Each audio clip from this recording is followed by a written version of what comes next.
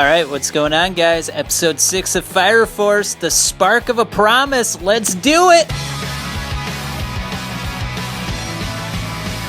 Alright, so in this episode of Fire Force, we get the fight between Shinra and Hibana. Now, let me say something right off the bat. I feel a little bit mixed about this show at the moment. It's got some good aspects, but I feel like the bad aspects are starting to outweigh some of those good features. And I'll start to get more into that as I go through the review. But really, the fight doesn't begin until about the 7-minute mark. There's a lot of exposition in this episode in which they really just kind of do a lot of flashbacks and talking and a lot of useless platitudes, which is kind of funny because Hibana actually makes a note about it when she's talking to Iris, like, oh, stop speaking in useless platitudes. It's like, well, that's what you're all doing. So maybe it's ironic in a way. Maybe they're just kind of making fun of themselves and they're like, hey, look, we're doing what we made fun of, but I don't know, it's not that great. So like I said, kind of a lot of exposition, a lot of stalling, a lot of flashbacks talking about Iris and Hibana's past, which is interesting. You kind of get some insights and you see why she feels the way she feels, why she classifies herself as a devil, and why she's taken a less than altruistic lifestyle, an egregious lifestyle that is geared towards inflicting pain upon others. That it is what it is. And the characters, in terms of their depth, they're pretty marginal, I would say. Hibana is just your classic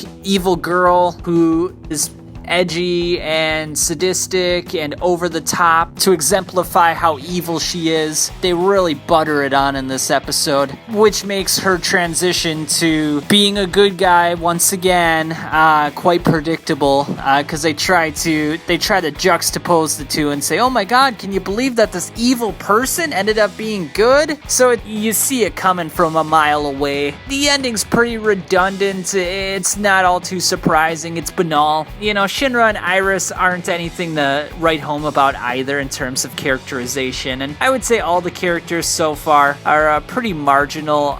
No one really sticks out. They all pretty much play the role that they were designed to play, and that's really about it. So, like I said, characters pretty weak, a lot of stalling, a lot of exposition. In terms of the fighting, it's pretty good. I don't know if the action sequences are anything spectacular, but they serve the purpose that they need to serve. I would, though, say that the artwork is very good, especially with the flames and the trees and everything like that. The fireballs that look like little flowers. So I did appreciate that. So that is one positive aspect. And when they do get to the fighting, it is brief. It doesn't happen for a long time, but when it does happen, it is exciting. They got some nice moments. It was kind of cool that they had a little bit of nuance and creativity. Hibana was using her heat syncope, which was a power that would lower someone's blood pressure and basically cause them to kind of feel dizzy and not be able to stand straight and not be 100%. So it's kind of cool that they're not just using physical powers, they're actually using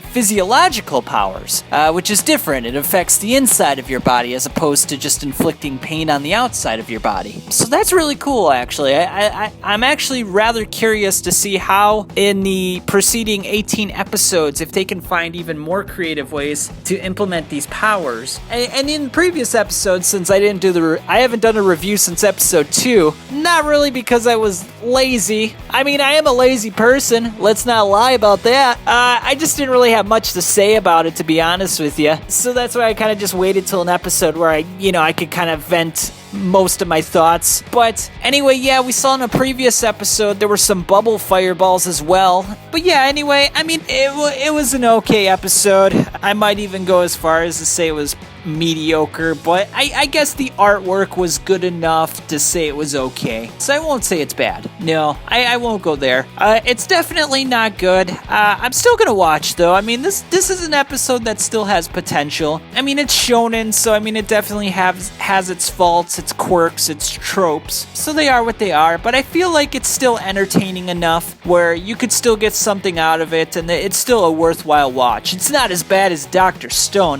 That's just in the dumpster at this point. I mean, there's no reason to keep watching that show unless you're doing YouTube reviews on it like me. In which case, you could just watch my YouTube review and you can hear about how shitty it was. You don't have to waste 20 minutes of your life to watch it yourself. But anyway, I think I said everything I need to say on this episode. Catch you on the flip side.